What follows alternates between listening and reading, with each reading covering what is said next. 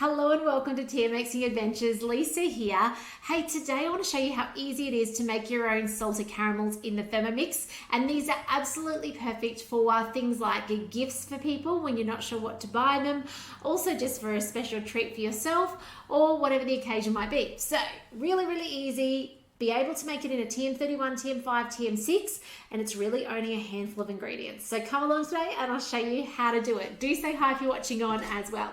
First things first, it says to line and grease a 20 by 20 pan. Now I've got a different sized one. It doesn't really matter as long as it's approximately about the same size, right?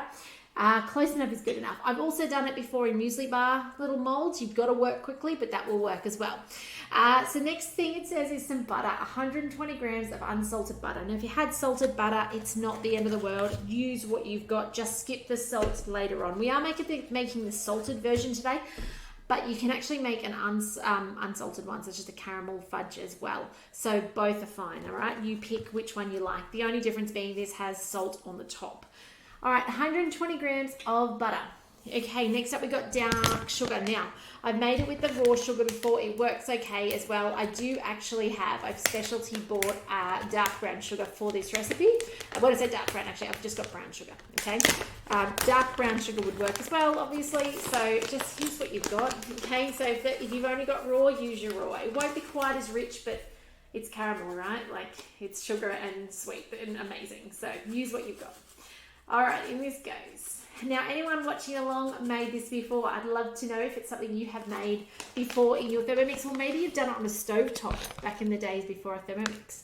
Let us know. You know, it's one of those things that can be quite tricky to make because you need a temperature thermometer if you don't have a Thermomix to make it. If you want to get a Thermomix and you don't have one, reach out. If you live in Australia, I'd love to support you to get one on the bench. Next up, we've got 120 grams of glucose. Now, this is something you may not have had in your pantry or your wherever you keep it. It is something that once you buy it, it kind of lasts, well, for us, it lasts a couple of years because it just sits in there and gets used for predominantly fudge type recipes. What it does is it allows it to set while keeping it soft. So that's what this glucose syrup's job is to do. You'll see how thick it actually is as I'm pouring it in. Do make sure you clean the lid off, the rim off well, otherwise you'll find it'll make a sticky mess in your pantry on you. Oh, perfect. Look at that. But what I'm saying by clean it off is before you put the lid on, run a wet towel around here, damp tea towel or washcloth, just to get that off. Otherwise it trickles down here and makes a mess on everything underneath it. Okay, next up is cream of tartar. You probably have that in your pantry already. Oh, I'm starting a new one because it's one of those things, again, that you typically just have forever and it doesn't particularly expire. So if you've still got one from very many years ago, like you can, I think if mine's expired and I'm opening a new one, my original one would have been probably 12 years old. Probably from making Play-Doh for my oldest child very many years ago. How cool is that? So here we go. We're up to the step where it says to place the measuring cup, well, not measuring cup, the basket on top, which I actually didn't bring in with me. I'm going to have to use my Vorwerk because that's what's here. That's just to stop the splatter at the top. And then we're going to cook this for 10 minutes at 120 degrees. It's going to dissolve the sugar. It's going to melt the butter. And then we're going to come back and we're going to add to it some vanilla and some homemade condensed milk. You obviously could use this straight out of a tin stuff if you like. I tend to save money by making it myself. It's on Cookie Do. Check it out. We're going to need 200, even I think it's 20 grams, which is about half a tin if you are doing it that way. And it's about a third of the recipe if you make it yourself. So let's come back. I'll put this in place. Let's just have a look at that screen as well. Let me just have a squeeze because you guys can't quite see. It is going, because I know some of you guys cooked this. 10 minutes, 120 degrees on speed. Let's have a look, speed 3, and we'll be back shortly to do this next step together and I'll show you how to finish it. See you soon. Okay, welcome back. Our time just went off. It should be nice and hot by now. It looks like it is. So now it's telling us to add our condensed milk in. So, and I did go out and grab the simmering basket as well while I was out. So have a look at that. You can see it's already started that caramelization process in there. How yummy does that look? So now we're going to hit the tear button. And we're going to put in, and I'm really hoping I've got enough of this. So we're going to pour this in. The scales are up. We're aiming for 220 grams of the sweetened condensed milk. So let's put this in. Here we go, getting closer. Whoops, so close. There we go. Done with that. And then we go next, and then we just put our vanilla in, and I've got my homemade vanilla paste here as well, straight off cookie dough. About a teaspoon of that. And then put the simmering basket on top, and it's got another 15-minute cook. So how cool is it that it's just 2 steps? It's literally 10 minutes to dissolve the sugar, and then it's 15 minutes now on 120 degrees on speed 3 to now reduce this down. And then we need to act fast because it'll start setting as soon as the heat gets taken out of it. So let me come back in 15 minutes. I'll show you how to put it in the tray, knock out any air bubbles, and then we'll let it set and sit. And you will see the photo. You would have seen the photo at the beginning, but you'll see the photo at the end of the final product as well. If you want salted, salt on top, all right? But I'll come back and show you that step soon. If you've not tried this recipe, it's time to give it a go. It is the most perfect thing to go in your gift for the kindy teacher, for your friends that you're not sure what to get them, what you want to give them something special that's handmade with love. This is the perfect thing to give them. All right, so let's spin this up to speed 3, and I'll see you back here in 15 minutes.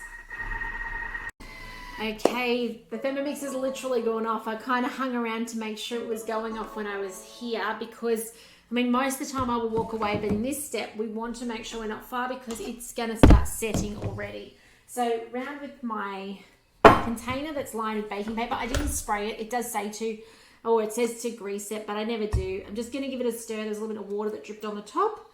And then in it goes. Well, I hope in it goes. I should have checked probably on the recipe, but I think it goes in now at this step. If not, we'll be loading it back in a minute. No, I'm sure it does. And I can even see now as it's getting scraped in, it's actually sticking a lot. The texture's already changing. Now, if you want to leave a little bit in the bottom of your bowl, it makes a really yummy milkshake.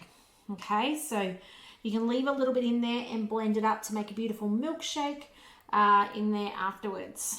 So there we go. That goes in there. And if I go to the next step, I'll show you the screens so that you know what's coming up. Transfer, sprinkle with your salt if you would like it.